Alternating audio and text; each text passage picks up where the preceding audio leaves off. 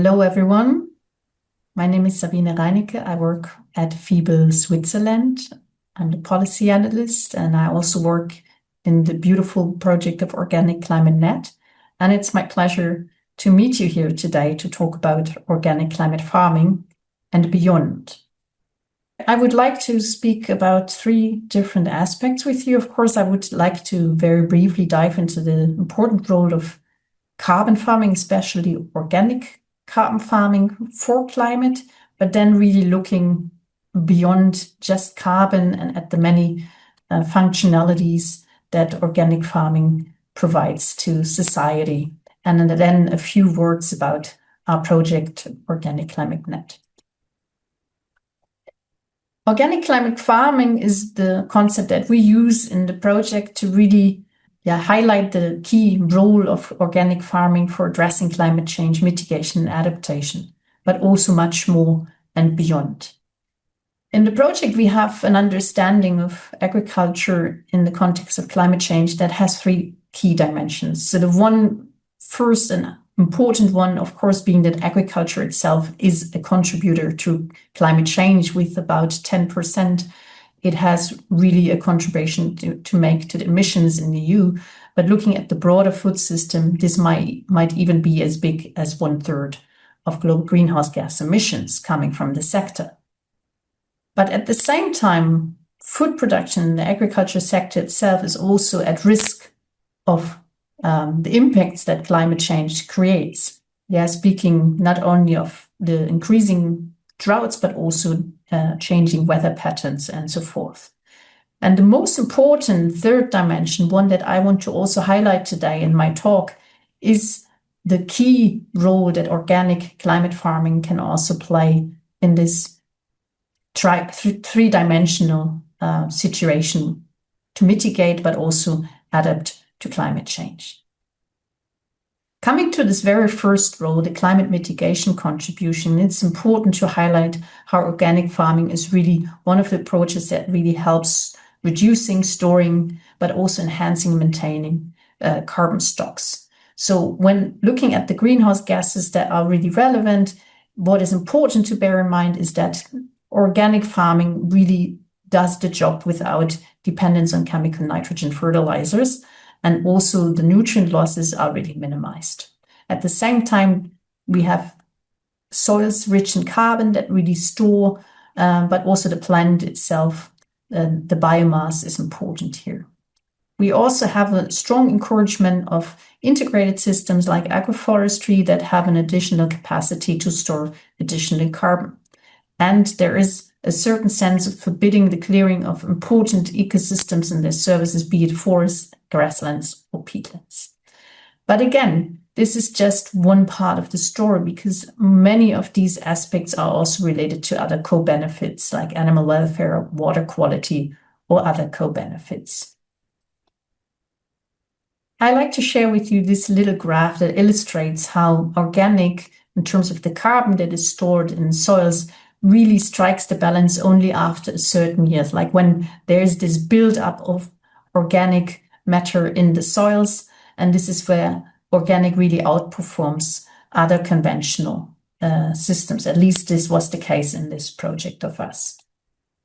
But looking at the different greenhouse gas emissions that in relation to soil, organic farming in comparison to conventional methods, which you see on the left-hand side, really has a much better balance in terms of the emissions, be it the nitrous oxide emissions, where we have 25% less, or the carbon that is stored in soils, which is 10% more. So eventually this adds up to 1 additional ton of CO2 equivalents per hectare and year in organic systems. But going even further, this climate mitigation benefit that you see when you minimize fertilizer use also has an energy efficiency side to it. And this can be really economically viable compared to the other systems. So when you reduce energy consumption 30 to 50% per unit of land. That really is in relation to the energy that you need for manufacturing synthetic fertilizers and pesticides. And these inputs, farm inputs, they can really be a big bill, so to speak, every year for the farmers. So including the fuels that you need for transporting these to the fields. So when looking at fertilizers and other inputs that are really rich in energy, what is important to bear in mind is the resilience that you can obtain when reducing them or even substituting them completely with an input that you find on your farms, like manure. So these are the price surges that we've seen in the context of the Russian war, the Ukrainian-Russian war, and how this has really impacted the agriculture sector tremendously.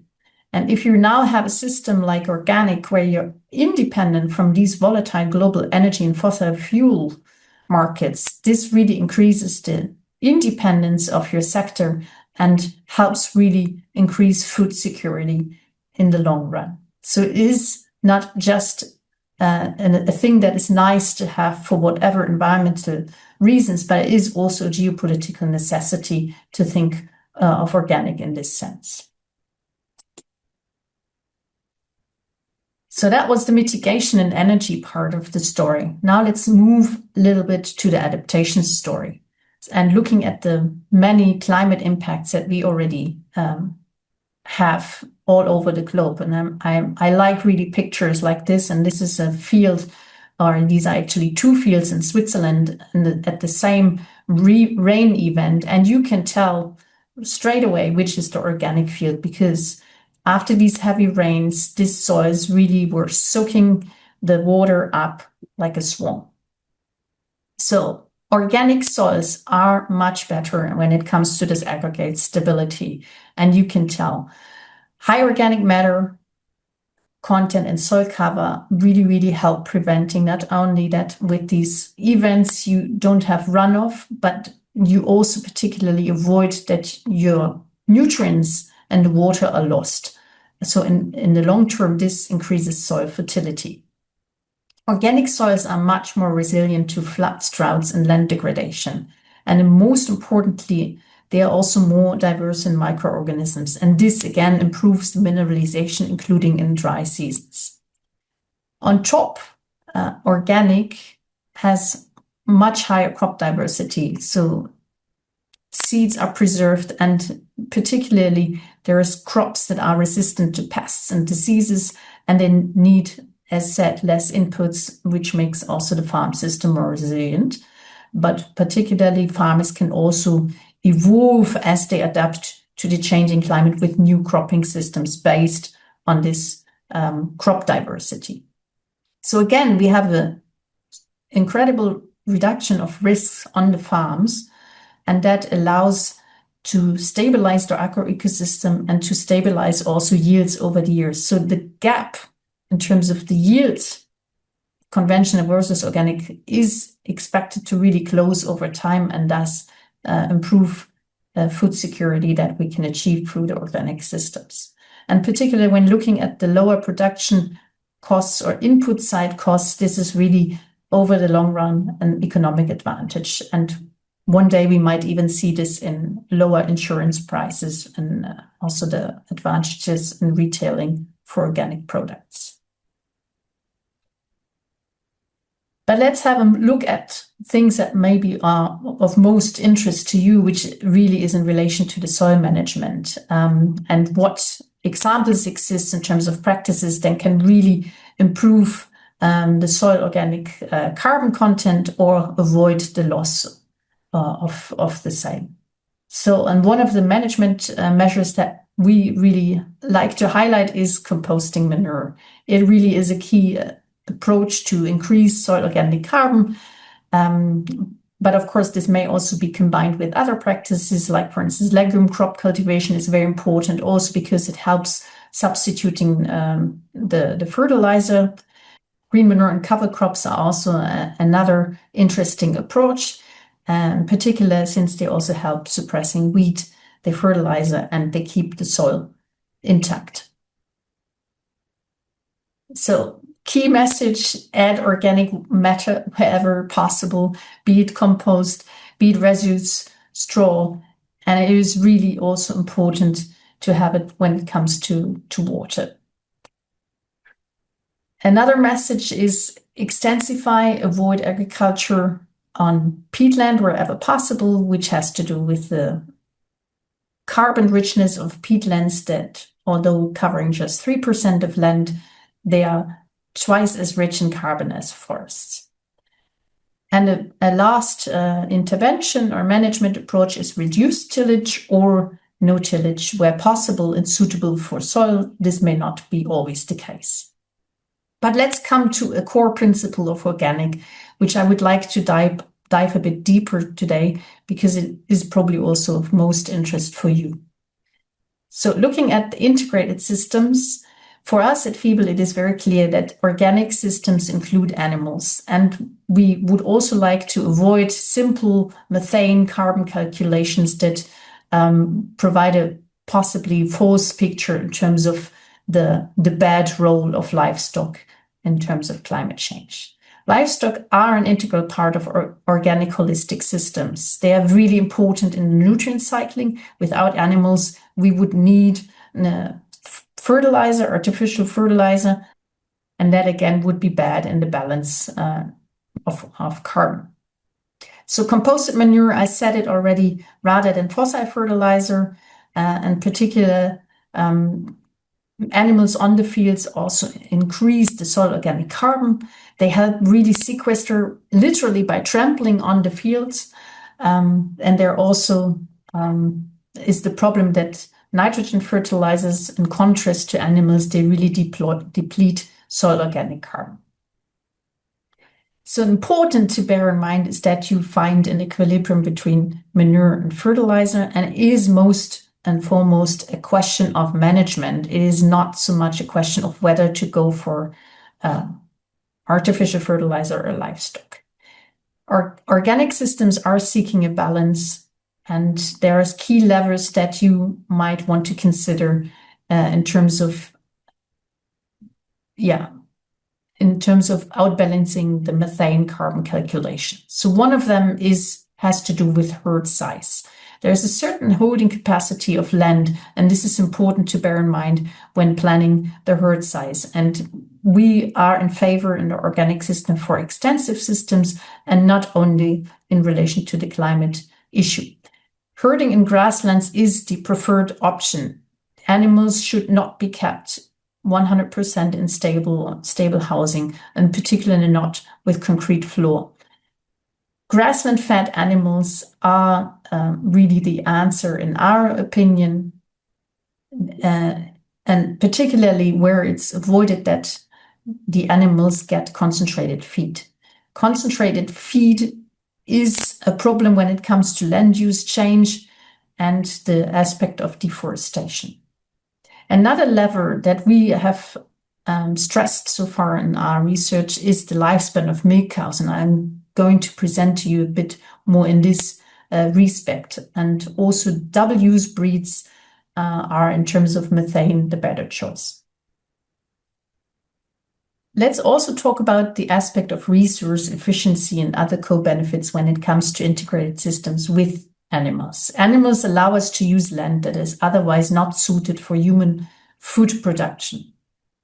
There is no possibility to plant crops in many of these grasslands, especially mountainous areas like here in Switzerland. They're also a valuable source of protein. And as I mentioned already, they really help to put soil organic carbon into the grasslands. And very often, particularly in extensive systems, they are even possibly outbalancing the own emissions if the system is smart. On top, we also have biodiversity-rich open landscapes that animals help us to keep. And I'm going to talk about this also in a little while. But let's come to the aspect of lifespans of milk cows. And I would like to share this wonderful study with you that some colleagues here in Switzerland have put together. And it is really a matter of livestock management, whether cows have a huge or not so huge methane balance, if you will. So we have two scenarios here. Let me go through with you, and it's all about longevity of cows. So on the right-hand side, we changed just slightly the longevity of cows and also the composition of the herd for fattening. So the aim was to keep meat production the same. So you have the same output here. But it was interesting to see how expanding the lifespan of the dairy cows, plus putting an effort into fattening dairy herds and not suckler cows, made a 10% difference in the methane balance. And this is possibly an interesting strategy also for your herds.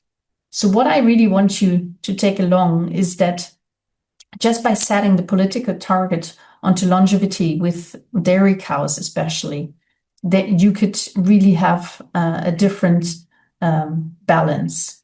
So in Switzerland, for instance, we pay longevity premiums for farmers that keep their dairy cows for longer. And also there is a need to publish as key performance indicators through the herd books in Switzerland to be able to monitor this.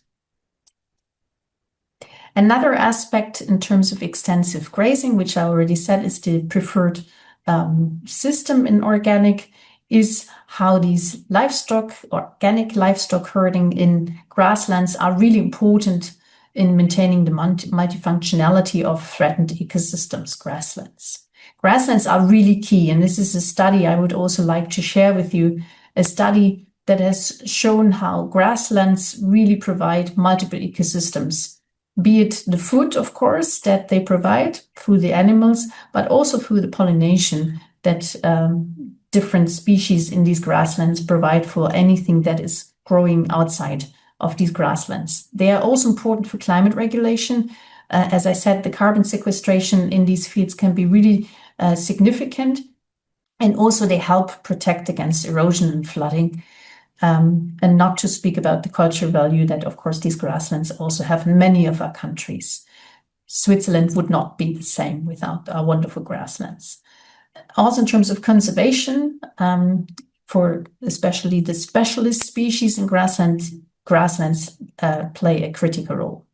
But again, this optimized role in multifunctionality is only possible in low-intensity grasslands. They really outperform intensive grasslands across all these multifunctional services. And so it is important to really prevent that grassland is converted either to cropland or to temporary or intensive grasslands, always bearing in mind the carrying capacity. And this is also important to bear in mind when it comes to water. Be it in cropland, but also in grassland, that organic really is a system that helps us sustain water. And the management practices here are way more efficient. The wastewater treatment is significantly better in terms of disposal and reuse, and the water filtration rate is also better. We have much higher sustainability scores for water across the board, and especially agroforestry systems have a very high water use efficiency. Organic helps farmers cope with changing precipitation water scarcity. And most importantly, beyond the farm level, organic farming helps improve water quality significantly. So we're really talking about key water pollutants and the water quality, including for us humans as drinking water. So the quality of water bodies, but also all sorts of aquatic ecosystems is much better in organic systems. And I like to share with you this little picture that really brings this all to one visual, where you can see the many benefits of organic when it comes to water and how the filtration of these systems rich in soil carbon really works to the benefit of us humans. Moving back to the aspect of biodiversity, I already mentioned how grasslands are an important ecosystem that helps us sustain biodiversity, among other things. But this really applies to organic systems as such. So organic agriculture has really proven that it is the system where biodiversity can strive and be conserved. We have 30% more species, 50% more individuals, and 20 to 95% more plant species in particular. So especially when it comes to insects and the pollinators, I would say that the value of organic farming in terms of biodiversity is not just intrinsic, but particularly it is really an economic asset for farming as such and for food production. So seeing also how in these systems the inherent pest control really works out, and particularly the pollination through these different pollinators helps us sustain yields and secure food security over time. Maybe bringing everything that I just said also together in a visual that shows us how also landscapes that are more diverse with organic farming at the core, we see even how it delivers many public goods to us compared to non-organic farming and these kind of almost clean landscapes that we see where conventional farming is predominant.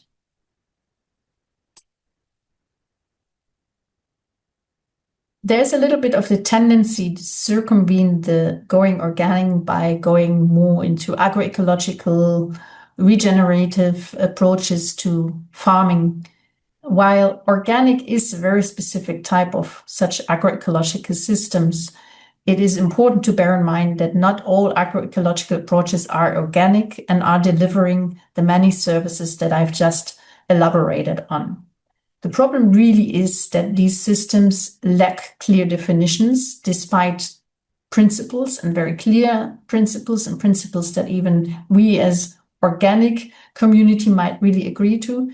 But the problem is really there's no minimum requirement to say, okay, something is agroecological or regenerative now.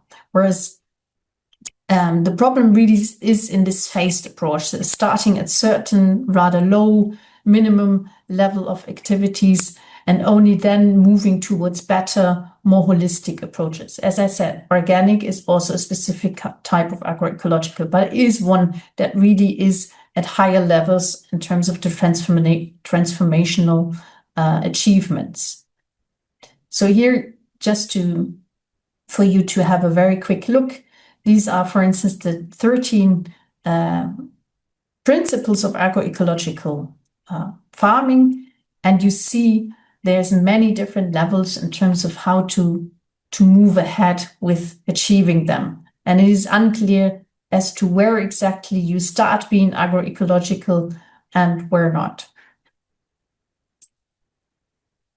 So organic really is a very clear system that builds on 4 principles: health, ecology, fairness, care. It's not half-hearted, and it's very clear that you have to convert into the full system in terms of the principles. Of course, you can also certify certain parts of your farm, but in this part, in this certified unit, you really have to apply these principles fully. And there is even a regulatory framework behind it that is legally binding. So if you're not achieving these requirements, you're not allowed to call yourself organic. And also the certification auditing is all controlled and along certain principles, which really achieves this traceability and the trust that the consumers can really say, yes, I bought organic and I got organic. So there's no greenwashing involved here because it is very clear what it is.